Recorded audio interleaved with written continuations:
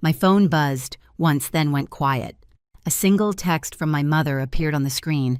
"Elena, you don't need to come back. Some places aren't meant for you." No call, no explanation, just that line, cold and final. Outside, snow fell over the city like ash. I stared at my coffee until it turned lukewarm, wondering how a family could erase someone with just 12 words. It was Thanksgiving week, the one time I still believed maybe this year would feel different. But when I opened our family group chat, I saw the photos. Candles, turkey, wine glasses, all tagged. Everyone smiling, except me. I scrolled back to her message, read it again. The silence that followed wasn't loud, it was hollow, like the air right after something breaks. Some places aren't meant for you. I looked around my apartment where the only sound was the fridge humming and the city lights flickering through the snow. In my head, I could see them, Mom laughing at the head of the table, Dad carving the turkey, Ryan cracking another smug joke. They probably told themselves I was too sensitive, too distant, too Elena. And maybe I was. I'd stopped being their quiet fixer years ago. The one who smiled through insults and picked up the bill no one else offered to split. I pressed my palm to the cold window, watching a couple across the street carry groceries together, breath fogging the air. It looked warm. Ordinary. Everything I used to want family to feel like. My phone was still on the counter, the message still glowing. I thought about replying, about begging for a reason, but the words wouldn't come. Instead, I said it out loud, barely a whisper. "You said I don't belong there." "Fine." Then I added quieter, like a vow only the night could hear, "I'll build something you'll never forget." For a moment, the city seemed to pause, snowflakes hanging, mid-air traffic lights frozen red. And in that stillness, something inside me shifted. If you've ever been cut off by the people who made you, you'll know the exact second pain turns to purpose. That's the moment I stopped being their daughter and started becoming something else entirely. When I was a kid, I didn't draw people, I drew places. While other children filled notebooks with faces and stick figures, mine were covered in roofs, stairs, and windows that led nowhere. I liked how buildings made sense. You could design where things belonged. People weren't like that. My parents never really saw it as talent. To them, it was just another phase. Ryan, my younger brother, was the golden one, the funny one, the one who could skip responsibility and still get praised for potential. I was the quiet one who thought too much. I still remember the night I showed them my first dream. I was 15, sitting at the breakfast table with a rolled-up sketch in my hands, a greenhouse I'd designed from scratch. Sunlight, glass walls, ivy climbing along beams. I thought it was beautiful. I pushed the drawing toward them and said, "I think I could actually build this someday." My dad barely looked up from his newspaper. Mom smiled the kind of smile that means no. "Sweetheart, that's ambitious. But you might want to focus on something practical." Ryan leaned over, grinning. "Looks like a fish tank for plants." They laughed. I didn't. Later that night, I found my drawing crumpled in the trash coffee grounds, staining the paper. That was the night I learned silence could be armor. After that, I stopped showing them what I made. I applied for architecture school in secret, got in on a scholarship. When I called Mom to tell her, she sighed. "Architecture. That's a man's world, honey. You're too soft for that." I went anyway. 3 jobs, secondhand furniture, black coffee, and cold bagels for years. When I finally graduated, I thought they'd be proud. They weren't. Ryan had meetings, and Dad's knees were suddenly too bad for long flights. Still, I sent photos of my first office, just a small studio, white walls, 1 folding table. Mom texted back, "Looks small but cute." That's when I stopped needing applause. But their voices still followed me. Ryan would call during family dinners, put me on speaker, bragging about his real estate projects. Mom would laugh. "You and your brother both in buildings. Isn't that funny?" No, it wasn't. Here's the thing about being invisible. You start to get comfortable in the quiet. You build your life brick by brick, thinking no one notices, until one day you look up and realize the thing you've built is stronger than the people who doubted you. It's funny how silence, when kept long enough, starts to sound a lot like strength. And all it takes is one dinner, one sentence, one push to make you remember exactly what you're capable of. The night everything cracked open started quietly. We were gathered around my parents' long oak table, the same one that had seen every birthday, every holiday, every argument politely disguised as family talk. The smell of roasted lamb filled the room. Garlic butter, expensive wine, the kind of dinner that photographs well. Ryan, of course, was the center of gravity. He always was. He was talking about his new business venture, a luxury bar downtown. Everyone leaned in like he was presenting the cure for boredom. Mom looked at him like he hung the moon. Dad nodded in approval, half listening, but smiling anyway. I stayed quiet, cutting my food into small, perfect squares, an old habit from years of pretending calm. Then Ryan looked over. "You're the expert on buildings, right, sis? What do you think of my spot?" "Midtown, right across from the new plaza." I looked up, meeting his smirk. "It's risky," I said. "High rent, not much foot traffic after 9. You'd need a solid draw to keep it alive." The air shifted. Forks paused. Then Mom's voice cut in sharp, polished, sugar-coated. "Elena, please. Your brother's worked hard on this. You always have something critical to say." My throat tightened. I wasn't being critical. I was giving... Ryan chuckled, interrupting. "She doesn't get it, Mom. Not everyone lives in spreadsheets and blueprints." Laughter followed. Familiar. Cruel. Someone even clapped him on the shoulder. I swallowed hard. "I'm just saying," Mom lifted a hand, graceful but final. "Sweetheart, if you can't be supportive, maybe just enjoy your meal." That tone. That quiet blade she'd mastered over the years. The conversation moved on without me like it always did. Ryan kept talking about his investors, which I knew didn't exist. Dad kept nodding. My aunt refilled glasses, and me, I just sat there small again, 15, watching another dream go in the trash. When I finally pushed back my chair, the legs scraped against the tile loud and raw. Everyone looked up. "You know what I said? Maybe you're right. Maybe I really don't belong here." Ryan smirked. "Guess that's finally sinking in." Mom's voice came calm, precise. "Elena, if you can't act like family, maybe you shouldn't come next time." There it was, the line that turned exile into instruction. I didn't argue, didn't cry.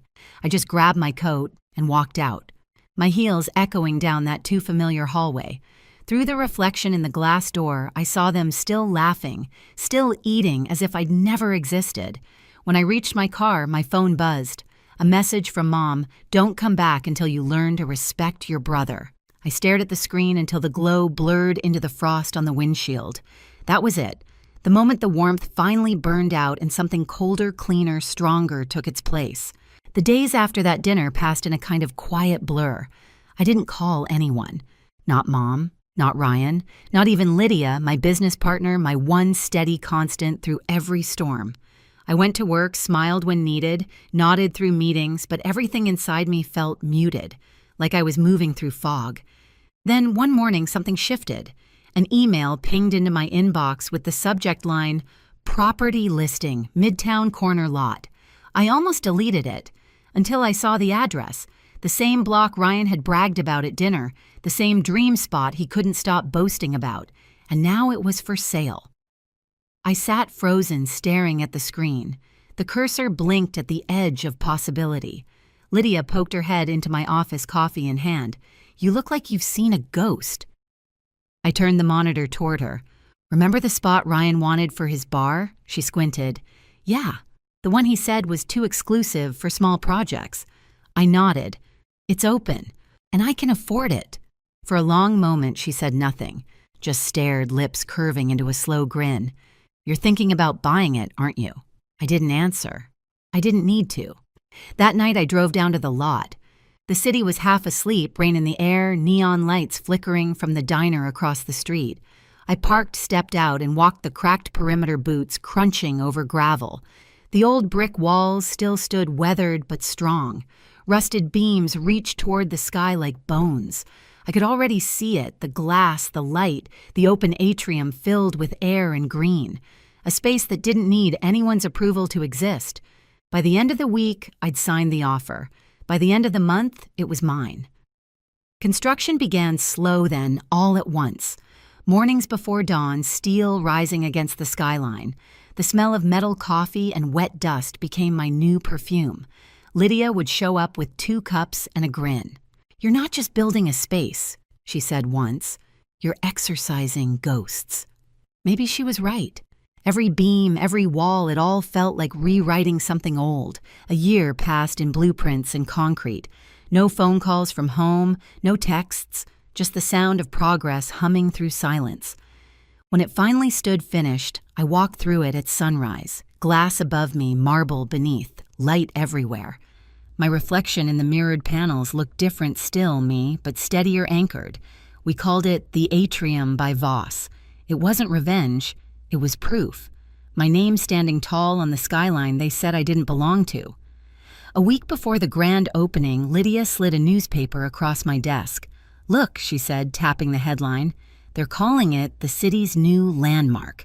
I smiled, slow, quiet, certain. They told me never to come back. Soon they'd be walking through doors with my name on them. Opening night felt like stepping into another life. The atrium shimmered under amber light, every panel of glass reflecting the city's heartbeat. Soft jazz floated through the air, blending with the hum of voices and champagne laughter. It didn't smell like revenge. It smelled like arrival. Guests poured in dressed to impress clients, architects, investors, even a few critics who once ignored my calls. I smiled, shook hands, felt the warmth of cameras flashing. Lydia glided through the crowd in a green silk dress, clipboard in one hand, champagne in the other. She leaned close, whispering over the music. "You did it." I smiled back, about to answer, and then I heard it. A voice that didn't belong here. Too loud, too familiar. Ryan. I froze, glass in hand. I turned toward the entrance, and there they were. My brother Tuck's jacket, unbuttoned, confidence, oozing like spilled liquor. Behind him, my mother, clutching her purse like she owned the room. And my father a step behind, quiet as ever, eyes darting everywhere but mine. For half a second, I thought maybe I was hallucinating. But then Ryan's laugh rolled across the marble floor, and the sound made my chest tighten. "Guess word gets around," Lydia murmured beside me. They weren't on the guest list. I knew every name that walked through these doors. At the front desk, the hostess smiled politely. "I'm sorry, sir. There's no reservation under Voss." Ryan frowned. "Check again. It's our name on the building, isn't it?" Mom stepped forward, her tone dripping superiority. "We were told this was a private family event. I'm Mrs. Voss." The hostess hesitated, then looked toward me. I set my glass down, walked across the floor. The chatter around us dimmed with each click of my heels.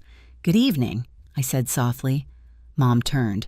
For a heartbeat, confusion crossed her face like she didn't recognize me in my own space. Then came the disapproval, the judgment, the same old script. "Elena." Ryan smirked.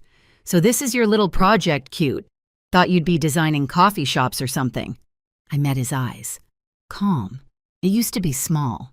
Then I stopped listening to people who thought small. His fake smile faltered.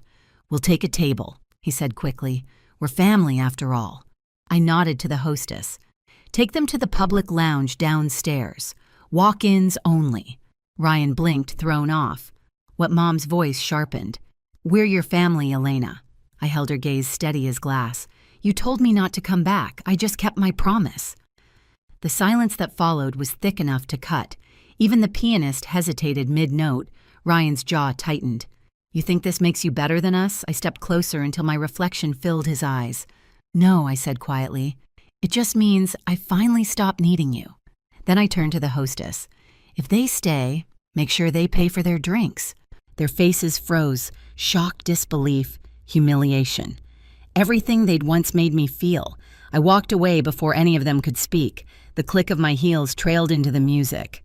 Lydia met me halfway across the room. "They came uninvited," she whispered. "Exactly," I said, just like always. By the time the music faded, the crowd had thinned.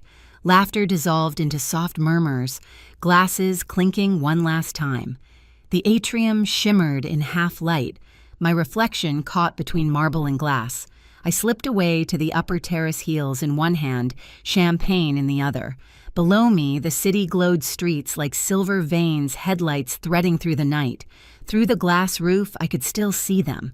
Ryan and my parents sitting stiff at the bar, pretending to belong in a place they once said I'd never build. They didn't see me watching. They never did. The air was cool, heavy with the scent of rain and new steel. It smelled like endings and beginnings at the same time. My phone buzzed a text from Lydia. "You okay?" "They're still downstairs." I typed back, "Let them be. They'll figure it out." Setting the phone aside, I leaned on the railing, tracing my finger along the cold glass. In the reflection, I saw it all at once, me, the city, and the building that rose from everything they broke. A year ago, I was standing outside their house, afraid to knock. Now they were standing outside mine, waiting to be let in. Funny how that turns. For a brief second, I thought about calling Mom, saying something kind, maybe something like closure. But then her old message replayed in my mind, "Some places aren't meant for you." Maybe she was right. That house wasn't meant for me. This one was. Behind me, the doors slid open. Lydia stepped out, coat draped over her arm, hair tousled from the night. "They're leaving," she said softly. I nodded. "Good." She handed me another glass, her smile warm and knowing. "So, what now?" I looked down at the glowing sign above the entrance. The Atrium by Voss. My name, my work, my peace. Now I said I build things that don't need anyone's permission to stand. Lydia clinked her glass against mine. To that.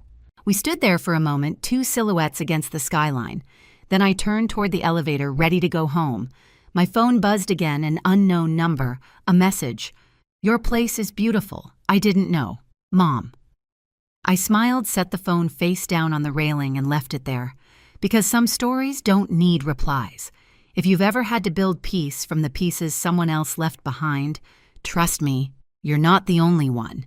Share your story in the comments. And don't forget to subscribe so you never miss the next one.